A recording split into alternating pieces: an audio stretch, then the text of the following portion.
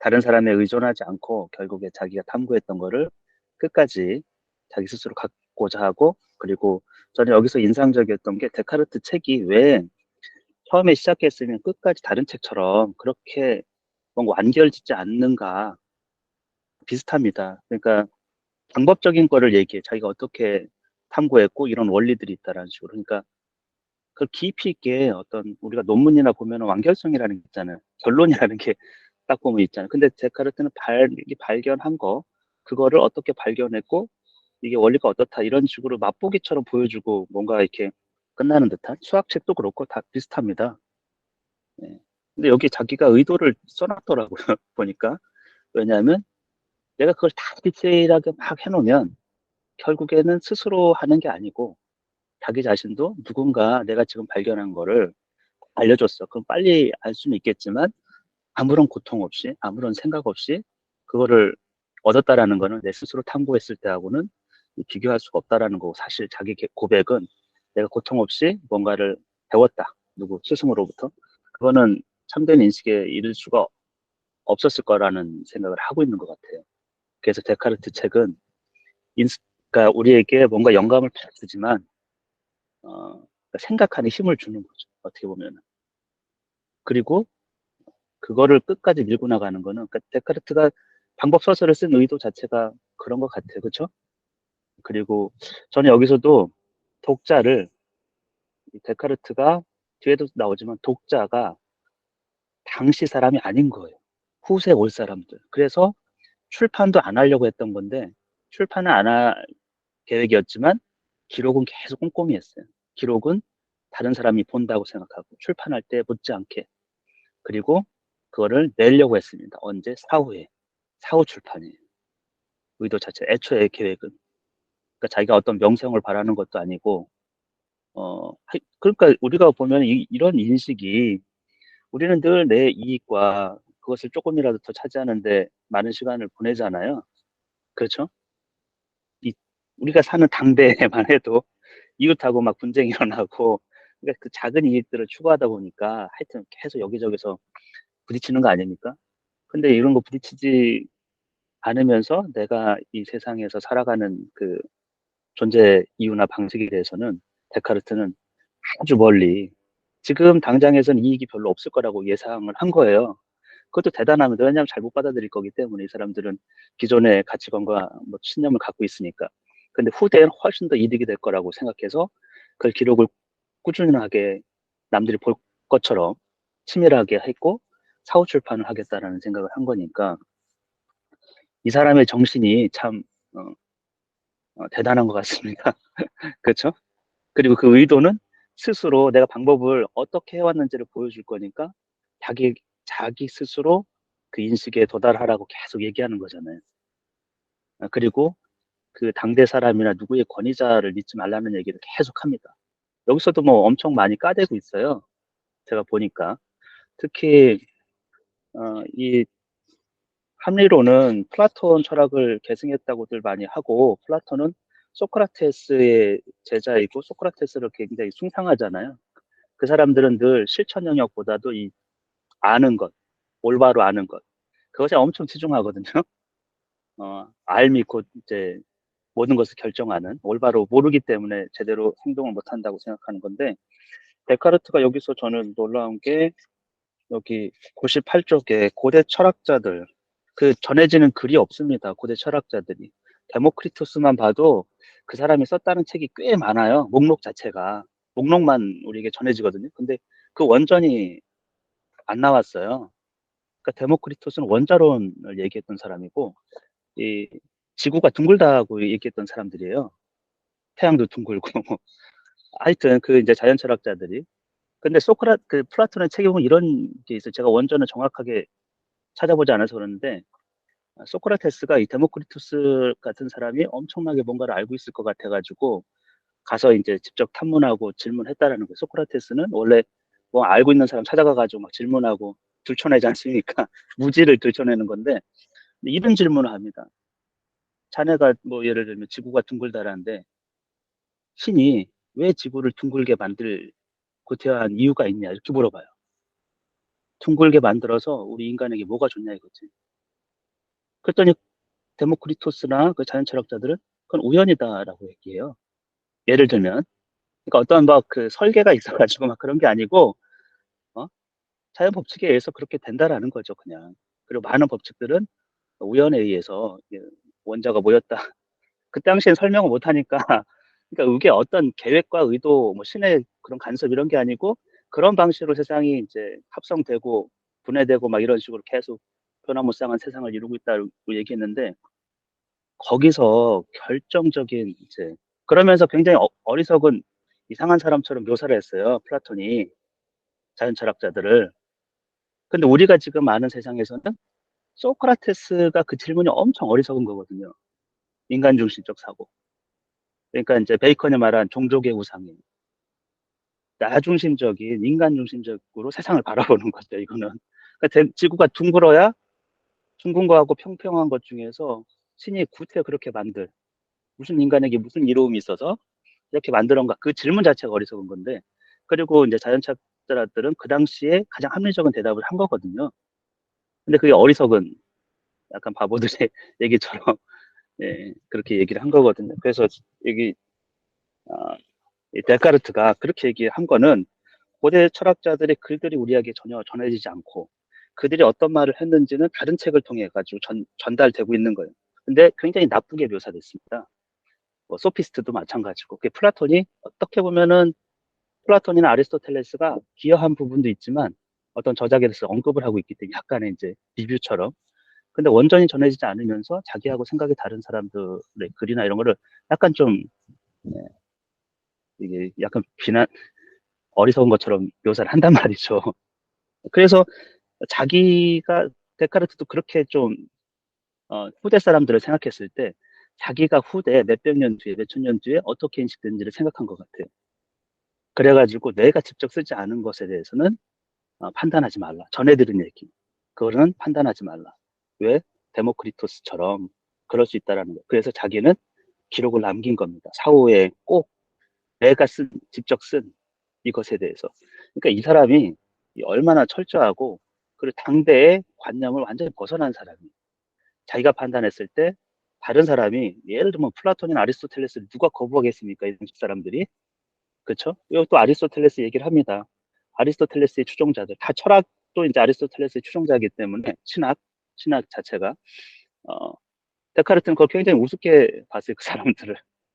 그래서 이게 마치 여기 보면은 비유가 이게 덩쿨 나무가 있으면 담쟁이가 기둥이 있지 않습니까? 지탱해주는 나무를 타고 올라가잖아요. 근데 이 담쟁이 덩쿨은 그 지탱해주는 나무를 넘어서지 못한다라는 그 꼭대기 올라가면 다시 거꾸로 지기 때문에 마치 그처럼 아리스토텔레스나 뭐 플라톤을 추종자들은 그 스승의 저작이나 스승의 생각을 그만큼만 그 목표 자체가 그만큼만이라는 그만큼 하고 다시 내려와요. 그래서 만족한다라는 거죠. 아, 내가 다 터득했다 이런 식으로 데카르트 같이 비유하는 것도 이게 다 후대 사람들에게 하는 얘기입니다. 실제 당대 사람들이 보면은 너 뭔데 이럴 거고 엄청 비난을 많이 받는 거죠, 사실은. 다 그거 추종하고 있는 세상에서.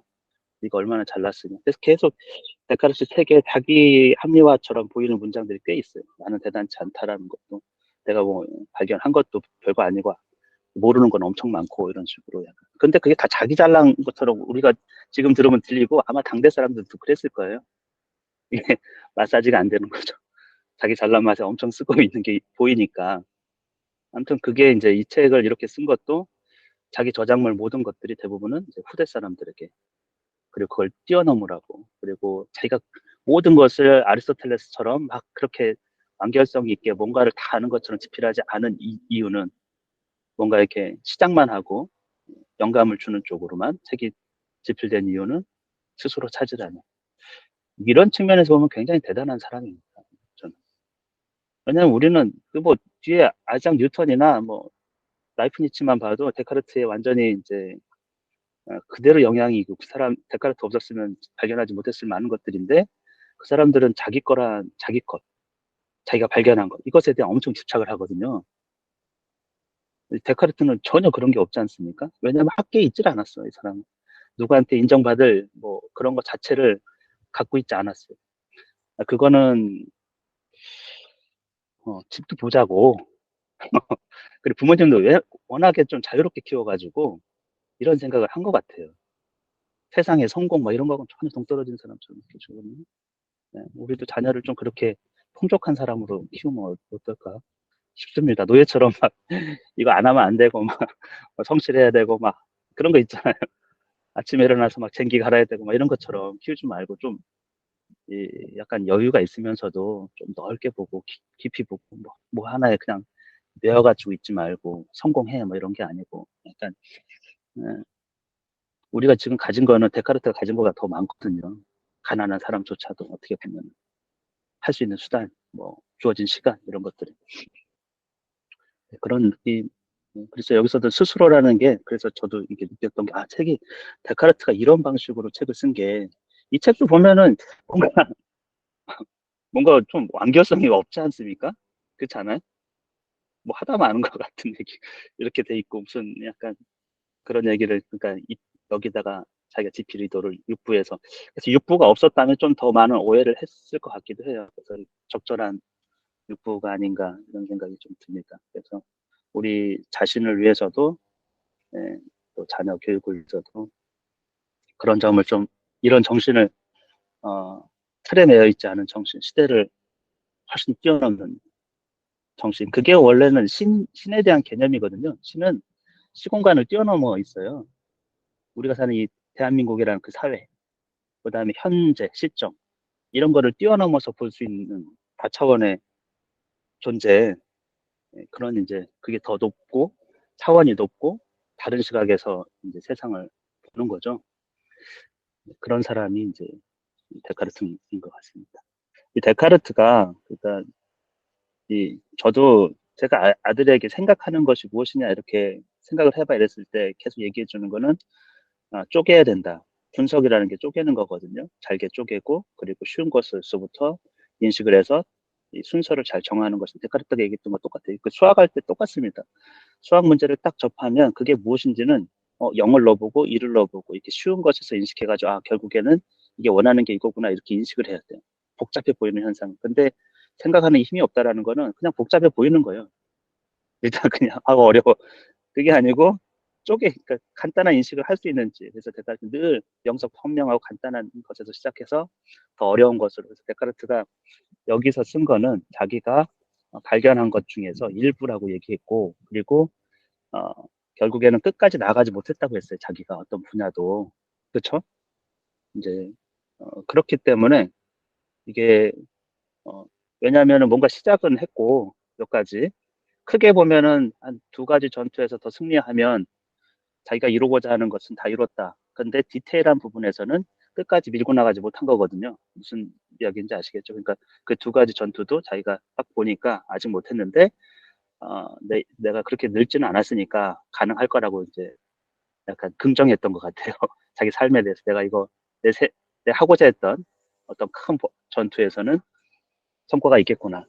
근데 그 디테일한 부분에서는 이제 이건 끝도 없는 일이에요. 사실 아까 전 시간에도 했지만 그 실험이나 이런 것들이 혼자서 아무리 많은 시간과 돈이 있다고 해도 불가능하다고 했던 거거든요. 그러니까 동참이 필요하다라고 얘기했던 부분인데 그래서 여기서도 이제 이 시작이라는 거예요. 데카르트는 딱 보니까 자기가 여기 출판했던 거는 아주 쉬운 인식에 어떻게 보면 분명한 자기가 볼 때는 굉장히 분명한 그러니까 자연을 탐구하는 데카르트는 수학적 방법을 썼기 때문에 굉장히 분명한 인식입니다. 이건 의심이 여지없이 두루뭉술한 게 없어요. 근데 기존 학문은 다 두리뭉술이에요. 개념이라는 것 자체가 뭐가 딱 떨어지는 게 없고 이렇게 보면 이러고 저렇게 보면 저런. 그래서 이제 그게 순서적으로 자기가 했던 거는 이 과정일 뿐이고 더 이제 아직 이 책이 없거나 발견하지 못한 거는 더 어려움이 있는 것이기 때문에 그 후대 사람들 그 사람들에게 약간 맡기는 듯한 느낌을 이 책에서는 주고 있는 것 같고 그래서 데카르트는 방법적인 면에서는 그걸 계속 강조합니다. 그 순서에 대해서 쉬운 것에서 명석한명한 것에서 시작해서 점차로 나아가라고. 근데 그것을 중간중간 계속 얘기해요. 자기 인식의 방법에 대해서는. 어, 그리고 뭐 자기 확신이 어, 엄청나죠. 그럴 수밖에 없었을 거예요. 워낙에 뛰어나서. 여기 또 그런 게 있잖아요. 자기하고 대화를 했어요. 뭐 아는 사람. 그래서 잘 이해하는 것처럼 해놓고서 전달할 때 보면은 영 엉뚱하잖아요. 자기 식대로 가고 그런 거를 많이 경험한 거거든요, 데카르트가. 그러면서 이제 아마도 책에 대한 집필을 꼼꼼하게 해야겠다는 생각을 기록을 했던 것 같아요, 제 생각에는. 예, 전반적으로. 왜냐하면 전달할 때마다 좀 이상하고 이 사람이 전혀 이해하지 못하고서 말을 하고 있으니까 어떤 책에서는 뭐 추기경이 높은 직위에 있는 사람들도 데카르트를 만나고 싶어 했어요. 왜냐하면 우리도 알잖아요. 소문이 막 나거든요. 데카르트가 뭔가 이제 엄청난 천재다. 당대 그 높은 사람들도 한번 보고 싶고 불러가지고 이렇게 데카르트는 그런 게 싫어가지고 이제 뭘 출판하고 이러지 않았는데 그래도 만난 기록들이 있고 그래서 거기서도 보면 이 사람이 뭐 잘 이해하는 것처럼 끄덕이더니 돌아서 가지고 다른 사람한테 얘기할 때는 전혀 이해하지 못한 사람처럼 그렇게 얘기해가지고 그 뒤로는 아마 교재 이런 것들을 잘 안 했던 것 같아요. 교류 같은 거를. 예, 오해가 막 그런 경험들이 아마 데카르트가 있는 것 같습니다. 일상적에서도 뭐 저도 유튜브에 뭐 올렸더니 뭐 이렇게 댓글 자기 자랑하는구만, 자기 아들 자랑하는구만 이렇게 댓글을 막 써놓더라고요. 그래서 내가 아유 좀 어린 학생이겠지 이렇게 네. 아무튼 그렇게 느낄 수도 있으니까 비판이라는 거는 뭘 공표하는 순간에 당연히 나오는 거라서 그리고 이제 여기도 처음에 뭔가 시작할 때가 어려움이라는 게 있잖아요. 이거는 예를 들면 뭐 수레에 짐이 있어서 이렇게 밀 때 처음에 잘 안 굴러가잖아요. 그쵸? 힘이 많이 들어가고 초기에 다 그렇습니다. 근데 이게 일단 움직이기 시작하면 점점 쉬워져요. 예, 관성이라는 게 다 그런 거거든요. 우리 로켓도 지구 중력을 처음 벗어날 때 힘이 제일 많이 필요한 거예요. 그리고 이제 올라가서 가면 이제 그때부터는 안 되는 것처럼 부자가 되는 것도 처음 가난했으면 거기서 시드머니 얻고 이렇게 하는 게 제일 어렵죠. 그 시기를 벗어나고 일단 어느 정도 부자가 되면 그다음부터 같은 1억이 아니지 않습니까?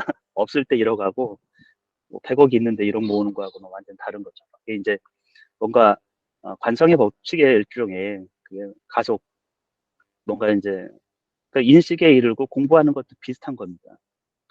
어, 일단 어떤 수준의 레벨에 가기까지는 엄청 많이 힘들고 괴로워요. 힘도 많이 필요하고. 근데 거기까지 대부분 못 가요.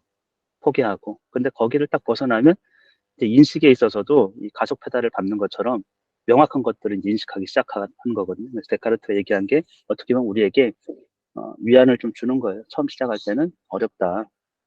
네. 근데 그게 일단 어느 정도 획득하고 나면 전쟁하는 거나 부자하고 비슷한 비유를 해주고 있거든요. 비유도 얼마나 좋은지 몰라요. 저는 이렇게 딱 보면은 비유 자체가. 전쟁에서 한 장군이 승리를 하면 그 모멘텀이 계속 승리를 하게 되고 부대를 정비하는 것도 그렇게 어렵지 않은데 한번 패배를 하면 일상으로 돌아가는 것도 어렵다는 거예요. 자기 도시를 뭐 지키는 데 있어서도 엄청나게 많은 힘과 노력이 한번 필요하잖아요. 어, 그래서 자기도 어떻게 보면 이제 실수를 좀 안 하려고 하는 전투에서 패배하지 않는 것처럼 그러니까 이게 자기 자신에서 이렇게 엄격한 사람이 있을까라는 생각. 이렇게 엄, 너무 이렇게 진중하게 살지 않습니까? 좀 보면은. 예. 예. 근데 뭐 자기가 추구하는 게 재밌어서 그런 것 같아. 그게 지겨운데 억지로 하는 거하고 어려운 일을 좋아서 하는 거하고 또 다른 거니까. 그쵸? 아, 쉬운 일을 억지로 하는 사람이 제일 불쌍한 사람이에요. 우리가 그럴 때 의미를 못 찾거든요. 삽질을 저희 가가지고 삽질 하루 종일 하고 와. 이러면 인간은 못 베겨요, 그게. 그냥 하라고. 뭐 어렵지 않잖아. 그냥 해. 그래서 하면서 내가 왜 일을 하고 있지? 의심하지만 해. 이런 거. 이게 이제 시지프 신화에서 보면은 이제 지옥이죠. 계속 돌을 올리고 내리고 굴리고 내리고. 근데 이게 이제 아이들에게나 어른들이 혹시 그런 거를 하고 있지 않은지를 약간 점검해 봐야 돼요. 네. 그러면 어리석게 만들거든요, 이게. 인간을 좀 행복하지 못하게 만들기도 하고. 그래서 한번 일단 부자가 되고 싶은 분은 그것까지 노력해가지고 포기하지 마시고 끝까지 가고 일단 그렇게 하면 조금 더 가속도가 붙습니다. 공부도 마찬가지고 거기서 만족하고 포기하지만 데카르트 얘기하잖아요. 딱 거기서 만족한다고. 그렇지 말고 예, 더 쉬워져. 그 단계가 올라가면 더 쉬워집니다. 그래서 공부도 아마 공부하셨던 분들은 비슷하게 느끼실걸요, 그렇죠? 예, 다 성취라는 게 그런 경험에 올라가는 거니까. 그리고 학교에서 벌어지는 토론에 대해서도 데카르트가 굉장히 좀 비판적으로 보고 있어요. 일단 토론 자체는 새로운 것을 깨닫게 하거나 인식하게 하는 방법은 아니라는 거거든요. 대체로 이제 자기가 알고 있는 거를 디펜스하게 하고 엉뚱한 소리도 하고 이제 아는 척 하려고 하고 이런 것이기 때문에 저도 토론에 대해서는 조금 부정적이에요. 네. 이게 이제 그리스 사회에서는 어, 자기가 이제 법정에 나와서 변론을 해야 되는 사회예요. 대주문에 의해서 투표를 하기 때문에 말을 잘하는 게 엄청 큰일이에요. 선거를 하든 혹은 다 선거를 하고 대중의 의견에 따라 가지고 선택을 받는 거니까 이거 말 못하면은 진실이 호도돼 가지고 도둑질 안 해도 도둑질이 된 것처럼 될 수가 있어요. 예. 그런 사회를 그 사람들은 그러니까 말이 얼마나 중요합니까? 근데 진리를 찾는 그런 방법은 아니거든요, 토론이. 그래서 아이들에게 저도 뭐 똑똑한 아이들도 이렇게 토론을 무슨 주제를 가지고 토론을 아이들한테 시키잖아요. 근데 가끔 보면은 그냥 헛똑똑 같은 느낌이 들어요. 자기 잘나만 막 하는 것 같은 느낌이. 근데 아주 역사적으로 인류가 발견한 좋은 학습 방법은 스승과 대화 또는 부모와 자식 간의 이 건전한 대화입니다. 토론이 아니고 그러면 뭔가를 물어보면 생각에 꺼리를 주고 거기에 대해서 뭐 쉽게 판단하는 게 아니고 긍정해주면서 이끌어주는 것. 근데 또래에서 뭐 무슨 토론을 하고 막 하고 이기려고 하고 그런 것들은 사실은 뭐 그렇게 썩 바람직하지도 않고 제가 볼 땐 교과서에도 무슨 토론 같은 게 꼭 있어요. 교육학에서 보면은. 근데 가만히 보면 인위적인 것 같아요. 너무 인위적인 것 같아요. 토론 주제도 그렇고 방식도 그렇고 왜냐하면 결론이 나 있는 거 가지고 토론하는 것처럼 이렇게 교환이 선생님들 교환을 보면 그렇게 돼 있거든요. 뭐를 목표가 있는 거예요. 그 토론에 또 뭐를 인식하게 한다 이런 식으로. 그래서 저는 조금 데카르트랑 저는 비슷한 생각을 좀 갖고 있어요. 그래서 자기 생각을 나누고 이런 건 괜찮은데 뭐 토론하고 이런 것들은 데카르트도 그런 거에 학교가 워낙에 좋은 학교여서 그런 걸 좀 시켰는 모양인데 학교에서 행해지는 토론들 비판적으로 보고 있습니다. 그래서 각자 성향이긴 한데 저도 비슷한 생각을 하고 있고 예, 그렇죠. 그래서 글을 쓰더라도 누가 보는 글을 쓰는 거하고 내가 우리 원준이 얘기했듯이 아는 것도 누구한테 설명하는 거를 전제로 하고 배운다고 하면 좀 태도도 달라지고 깊이도 조금 더 달라집니다. 예, 데카르트도 그렇지 않았으면 오류도 많았을 것이고 더 들여다보게 되니까 다른 사람 본다고 생각하면 그런 유용성을 얘기해주고 있는 것 같아요. 그래서 블로그 같은 거 쓰는 건 좋은 것 같아요. 제 생각에는 남들이 보고 쓰면 뭐 비난이 있을 수 있는데 그거 그냥 멍멍이가 한번 짚고 간다 이렇게 생각하면 되거든요. 요즘에는 엄청 유튜브가 나온 이래로는 블로그는 그렇게 댓글을 안 쓰는데 유튜브는요 정말 어마무시한 댓글들이 많아요.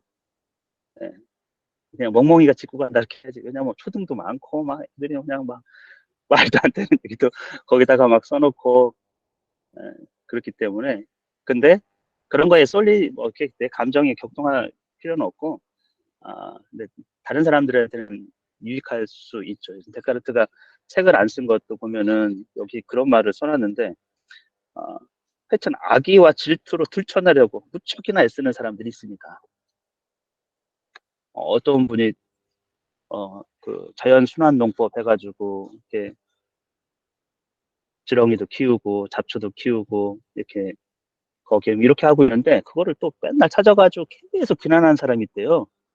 내가 블로그 카페를 만들었는데 그런 것에 관심 있는 사람들 자기 노하우를 알려주고 주고 싶어서 카페를 만들었는데 이상한 사람들이 무리가 와가지고 거기서 계속 자기를 비난하는데 그래서 그 사람이 카페를 두고서 나왔대요. 어떻게 할 수가 없어가지고 근데 거기서 자기가 엉뚱한 것들을 막 가르치는 그래서 그 사람이 이 사람들은 왜 나를 계속 까댈까 이유가 뭘까 사람의 심리가 그런 게 있는 것 같아요. 자기의 오름을 다른 사람을 타인을 비방하고 까대면서 약간 이제 있는 거죠. 뭐 타진요 같은 것도 있지 않습니까? 아니 그렇게 한가한가? 다른 사람은 그렇게 들추고 뭐 할 정도로 저는 그런 사람 보면 그리고 자기가 이제 비난을 받으면 막 못 살겠다고 막 이러잖아요. 가족들이 피해를 보고 있다고 그러고 참 이상한 사람들 많습니다. 네. 지금은 좀 그게 더 두드러지는데 데카르트 데카르트 이렇게 보면은 옛날 사람인데 현재를 사는 것 같은 느낌도 좀 있어요. 그렇죠? 내게 남은 시간을 잘 이용해야겠다. 그리고 그런 것을 희망했고 그만큼 더 아껴 써야 되겠다 하고 믿고 있었다고 했는데 우리는 시간을 그렇게 여기지 않죠. 근데 여기서는 데카르트가 철학자들은 대부분 그런데 남은 시간이라는 거예요. 내게 남은 시간. 이게 이제 내가 끝이 있다라는 인식을 해야 되는데 대부분은 영원히 살 것처럼 삽니다. 그렇기 때문에 지금 이 시간이 이제 중요한 거죠. 그래서 많은 철학자들은 내 생에 끝이 있다라는 것을 인식을 할 때 많은 것을 다른 관점에서 본다라는 거예요. 왜냐면 갈, 갈 때 언제 갈지 모르거든요. 데카르트는 그래도 자기가 조금 더 살 거라고, 그게 이제 자연적으로도 보면 약간 이제 40대에 썼으니까 10, 12, 3년은 더 살지 않을까 이런 생각을 했던 것 같아요. 자기가 또 풍족한 상황에 있는 것이고. 근데 이제 40대 요절했지 않습니까? 근데 그거를 데카르트는 느꼈어요. 그러니까 그것도 참 내가 언제 죽을지 모른다라는 거. 그러니까 그건 확실한 게 아니에요. 근데 제가 이렇게 주변 분들을 보면은 아주 확실한 사람이 많아요. 확신하는 사람이 오래 살 거라고, 안 죽을 거라고. 어, 그래서 그런 것도 좀 짠한 것 같아요. 왜냐면 우리가 결론을 알기 때문에. 아, 데카르트에게 남은 시간이라고 이렇게 썼는데, 자기에게 주어진 시간이, 이 사람이 생각했던 것만큼 많지는 않았습니다. 그렇죠? 그리고 그거를 정말 아껴 써야 되겠다는 생각을 했던 거. 그러니까 많은 사람들은 재물을 모으려고 엄청 애를 씁니다, 사실은. 근데 그 가만히 생각해보면 부족함이 없을 정도면 되거든요. 근데 그 부족함이 다 상대적이기 때문에 남하고 비교하다 보니까 그냥 굶어 죽지 않으면 저는 아이들에게 너 굶어 죽지 않는다. 국가가 책임져 준다. 이런 얘기도 하거든요. 그렇게 살으라는 건 아니지만 걱정하지 좀 말라고. 네 하고 싶은 걸 좀 해라. 네 필생에 하고 싶은 일 한 번 살고 죽는데 그걸 자꾸 뭐돈 벌어야지 뭘 해야지 뭐 그런 생각을 하냐. 그래서 이 주어진 시간 우리도 이제 약간 이제 40대 되면 그런 걸 좀 느끼는 것 같아요. 그렇죠? 그때부터는 약간 좀 꺾이니까 나에게 주어진 시간이라는 게 제한이 되어 있고 그 시간을 어떻게 활용할 것인가. 우리도 발전의 여지가 엄청 많습니다. 데카르트는 여기서 자기 미래에 대해서 엄청 희망적으로 얘기했어요. 자기가 앞으로 발견하게 될 그런 것에 대해서. 네.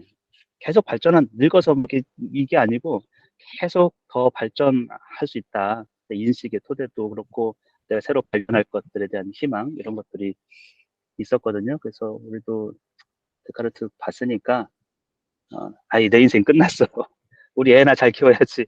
이런 거 하지 마시고 애는 애대로 독립적으로 스스로 뭔가를 할 수 있도록 해주고 우리는 나 자신을 발전시키면서 네, 그것이 공동선에 유익한 건데 저는 가끔 뭐 요즘 애들이 다 의대 가려고 하고 이게 나라꼴이 보냐 이런 사람들이 있거든요.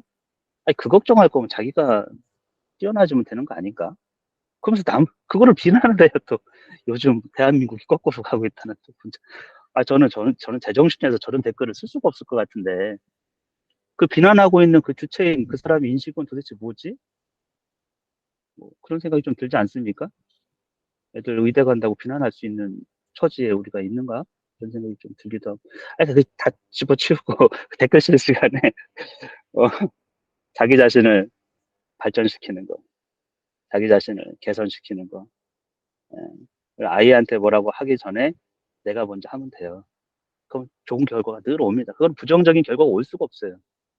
그러니까 우리는 그런 방법으로 가야 되는데 쉽고 약간 그런 방편으로 너무 이제 생각이 또 짧고 멀리 보는 게 아니고 반성적 사고를 또 안 하죠. 내 행위에 대해서 이렇게 어떤 게 옳은 걸 그런 것들을 안 하니까 이제 다 뒤죽박죽인 거죠. 어떻게 보면은.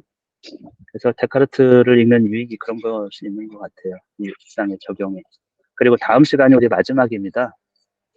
아유, 오프라인이었으면 똥파티라도 했을 것 같은데. 그쵸? 예, 어쨌건 그 다음 시간 마지막이니까 우리 가급적이면 꼭 여기 계신 분들은 참여를 하고 뭐 못할 수도 있겠죠. 뭐 어떤 일정이 있을 수도 있으니까. 그리고 이거 끝나고 나서도 이 책을 한, 한 10번 정도는 같이 보자고요. 해가 전혀 없습니다. 그리고 완전해지면 더 보이는 것들이 있고 이 책을 통해서 얻은 인식이 다른 책이나 다른 지식을 얻는데 훨씬 유용할 거예요. 하여튼 우리는 이전보다 조금 더 나으려고 한번 결정을 한 거고, 여기 우리 시작했던 사람의 절반 정도가 남았거든요. 애초에 신청했던 사람의. 그런데 결과는 끝까지 가면 좋은 거죠. 그렇죠? 네, 방향이 옳은 방향에서 차곡차곡 조금씩 가면 좋은. 오늘은 여기까지 하겠습니다. 네, 수고 많으셨어요. 주말 잘 보내시고 행복하세요.